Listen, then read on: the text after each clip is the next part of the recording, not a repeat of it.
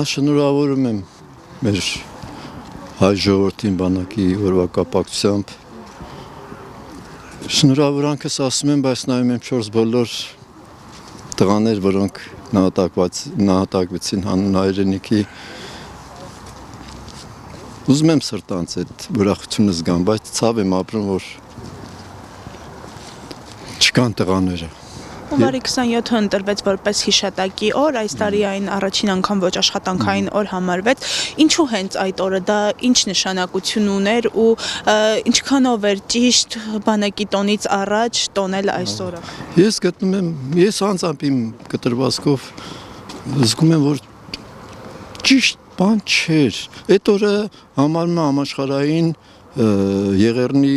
գենոցիդի օր, չէ, ասենք այդպես, ինքը կար արդեն որպես այդպիսին, բայց ինչ-որ առանձնացնել, դարձնել օր, կարծում եմ ճիշտ չէր դա, ճիշտ չէր, չգիտեմ ինչ բանով իրենց մղեց այդ քայլը անելու, տեսեք այսօր իշքան մարդիկ տեսնում, որ մարդիկ իրենց բանից դուր չեկան, կարելի է մի օրվա մեջ, ինչու՞ չէ, առավոտյան անցկացնել արարողությունը, հետո անել նաև, ասենք, մեծ միջոցառում տոնակատարության բանակի, հնարավոր չէ։ Չգիտեմ, ինչը մղեց էլի առանձնացնելու, առանձնանալ ու հատուկ գալ, պսակադրություն անել, ինչ էր անել, չգիտեմ, կամ ասենք Հայաստան դաշինքը առաջարկեց, որ մնա նույն ձևով, ոնց որ մեր բանակը մարդիկ ինչպես են գնում գերեզմաններ, կա մեռելոսներ, կա օր, մարդիկ գնում են, որ ծնողին դու չես տիպի, ասես հենց այդ օրվա վրա դու էլ գնա ամսի 27-ին դու քո օրնա հիշատակելու քո զավակին կամ մյուսին, չէ, կարծում եմ իմ համոզմամբ նորից մի հատ sense բաժանում տեղի ունեցավ, մեր ընկերը արցախցի է, նախկին զինվորական, մոտիկարի, ախպեր ջան, այսօր իշքան քո հարազատներից ունես, որ Ես բան չեմ ուզում։ Հարազատներից ունես, որ զոհված են, եկել ես հիշատակելու, չէ, իրենց վերջը։ Որքանով էր ճիշտ հիշատակի օրը սահմանել ամսի 27-ը, քանի որ ծնողները, զոհվածների ծնողներն ասում են, մենք այդ օրը արդեն ունեինք, այդ օրը սեպտեմբերի 27-ն էր։ Համաձայն եմ դրա հետ, բայց գալիս է երաբլուր հանգստանալու համար, ստեղ